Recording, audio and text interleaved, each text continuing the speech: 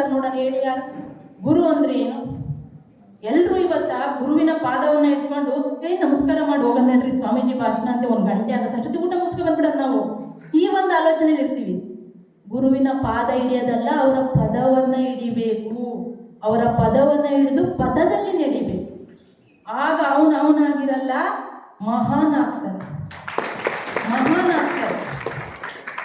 ಖುಷಿ ಆಯ್ತು ನನಗೆ ಇವತ್ತು ಈ ಪ್ರೋಗ್ರಾಮ್ ಹೇಳಕ್ಕೆ ಒಂದು ಖುಷಿ ಆಗ್ತಾ ಇದೆ. ಇಂಥದೇ ಒಂದು ಸನ್ನಿವೇಶದಲ್ಲಿ ಸ್ನೇಹಿತರೆ, ಆಧ್ಯಾತ್ಮಿಕತೆ ಅಂದ್ರೆ ಏನು ಅಂತ ತಿಳಿಸೋಕ್ಕೂ ಮುಂಚೆ ನನ್ನ ಒಂದು ಅನುಭವವನ್ನು ಶೇರಿಂಗ್ ಮಾಡ್ತೀನಿ. 3 ವರ್ಷದ ಹಿಂದೆ ನನ್ನ ಹಸ್ಬೆಂಡ್ ಗಣೇಶ್ ಅಂತೇಳಿ, ಅವರ ಫ್ರೆಂಡ್ ಅಮಿತ್ ಅಂತೇಳಿ ಧ್ಯಾನ ಮಾರ್ಗಕ್ಕೆ ನಮ್ಮನ್ನು ಕರ್ಕೊಂಡೋದ್ರು. ನಾನೇನಂದೆ ನನ್ನ ಹಸ್ಬೆಂಡ್ಗೆ, ನನಗೆ ವಯಸ್ಸಾಗಿಲ್ಲ ಇಷ್ಟು ಬೇಗ, ನಾನು ಯಾಕೆ ಧ್ಯಾನ ಮಾಡಬೇಕು? ವಯಸ್ಸಾದ್ಮೇಲೆ ಧ್ಯಾನ ಮಾಡಿ, ನನಗಿನ್ನೂ ವಯಸ್ಸಿದೆ, ನಾನು ಬರಲ್ಲ. ಅದು ಒಂದು ಗುರುವಿನ ಹತ್ರ ಹೋಗ್ಬೇಕು. ನನ್ನ ಗುರುಗಳು ಗೊತ್ತಿಲ್ಲ, ನಮ್ಮ ಸ್ವಾಮೀಜಿ ಬಿಟ್ಟರೆ ನನ್ನ ಗುರುನೇ ಗೊತ್ತಿಲ್ಲ ಅಂದ್ಬಿಟ್ಟೆ. ಆದರೂ ಇಲ್ಲ ಹೋಗೋಣ ಬಾ ಅಂತ ನನ್ನ ಜೀವನದ ಟರ್ನಿಂಗ್ ಪಾಯಿಂಟ್ ಅಂತಲೇ ಹೇಳ್ಬೋದು ಸ್ನೇಹಿತರೆ. ಹೋಗಿ ಕೂತೆ, ಆ ಗುರುಗಳ ಹತ್ರ ಹೋಗಿ ಕೂತೆ. ಏನು ಹೇಳ್ತಾರೆ ಅಂತ ಮಹಾರಾಷ್ಟ್ರದಲ್ಲಿ ಹಿಂದಿ ಮರಾಠಿ ಗೊತ್ತಲ್ಲ ನಿಮಗೆ. ಜೋ ದಿಕ್ತಾ ಹೇ ಓ ಸತ್ಯ ನೈ, ಓ ಜೋ ನೈ ದಿಕ್ತೆ ಓ ಸತ್ಯ ಹೇ ಅಂತ. ಏನು ಕಣ್ಣಿಗೆ ಕಾಣುತ್ತೋ ಅದು ಸತ್ಯ ಅಲ್ಲ, ಏನು ಕಣ್ಣಿಗೆ ಕಾಣಲ್ವೋ ಅದು ಸತ್ಯ ಅಂದ್ಬಿಟ್ರು. ಅಲ್ಲಿ ಪಾಯಿಂಟ್ ನನಗೆ ಶಾಕ್ ಆಯ್ತು. ಹಂಗಾರೆ ನಾವೆಲ್ಲ ಇಲ್ಲಿ ಸತ್ಯ ಅಲ್ವಾ? ನಮ್ಮ ಹಸ್ಬೆಂಡ್ನ ಕರ್ಕೊಂಡೋದಿ ಕೇಳೋಣ ನಡಿ ಗುರುಗಳು, ಹಂಗಾರೆ ಸತ್ಯ ಏನು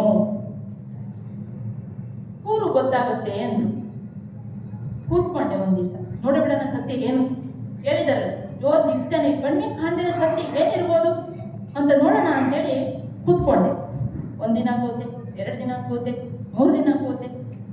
ಗುರುವಿನ ಬಗ್ಗೆ ಒಂದು ಹಾಡು ಬರೀಬೇಕು ಅನ್ನಿಸ್ತು, ಬರದೆ. ಎಲ್ಲರೂ ಹಿಂಗೆ ಕೂತಿದ್ರು. ಅಲ್ಲಿ ನಿಮ್ಮ ಅನುಭವವನ್ನು ಶೇರಿಂಗ್ ಮಾಡ್ಕೊಳ್ಳಿ ಅಂತೇಳಿ ಕರೆದು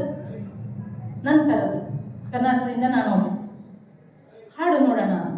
ಮೊದಲನೇ ಹಾಡು, ಸಾರ್ಥಕವಾಯಿತು ನನ್ನೀ ಜನ್ಮ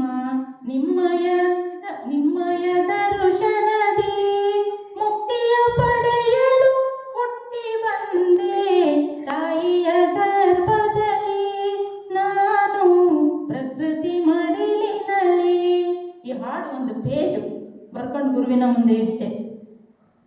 ಹೇಳ್ಬಿಟ್ಟು, ನೀವು ಹೇಳಿದ್ರಿ ಸತ್ಯ ಗೊತ್ತಾಗುತ್ತೆ ಅಂತ, ಸತ್ಯ ನಂಗೆ ಗೊತ್ತಾಗ್ಲಿಲ್ಲ ಅಂದ್ರೆ ಇನ್ನೊಂದ್ಸರಿ ಹೋಗ್ಕೋತೆ ನೋಡೋಣ. 2ನೇ ಹಾಡು, ತಂದೆಯು ನೀನೇ ತಾಯಿಯು ನೀನೇ ಬಂದು ನೀನೇ ಬಳಗವೋ. ಇದು 2ನೇ ಹಾಡು. ಮತ್ತೆ ಗುರುವಿನ ಮುಂದೆ ಇಡೋದು. ನಂಗೆ ಸತ್ಯ ಗೊತ್ತಾಗ್ಲಿಲ್ಲ, ನೀವು ಹೇಳಿದ್ರಲ್ಲ ಸತ್ಯ ಗೊತ್ತಾಗುತ್ತೆ ಅಂತ, ಹೋಗಿ ಇನ್ನೊಂದ್ಸರಿ ಕೂರು ಅಂದ್ರು. ಮತ್ತೆ 3ನೇ ಹಾಡು, ಮತ್ತೆ 4ನೇ ಹಾಡು. ಹಾಡಿದ ಮೇಲೆ ಹಾಡು ಈ ಥರ ಹೋಗೋದು, ಗುರು ಕಡೆ ಬರೋದು, ಹೋಗೋದು, ಗುರು ಕಡೆ ಬರೋದು, ಈ ಥರ ಹೇಳಿ ಲಾಸ್ಟಿಗೆ ಒಂದು ಕೊನೆ ಹಾಡು ಬಂತು. ನನ್ನನ್ನು ತಿಳಿಯದೆ ನಿನ್ನನ್ನು ಹೇಗೆ ತಿಳಿಯಲಿ ನಾನು, ಓ ರಾಮ ನನ್ನ ಮುದು ರಾಮ, ನನ್ನೊಳಗಿಗೆ ಎಂದು ಅರಿಯದೆ ಹೋದೆ, ಎಂದ ಅಜ್ಞಾನ ತಿಳಿಯದು ಪ್ರಭುವೇ, ಓ ರಾಮ.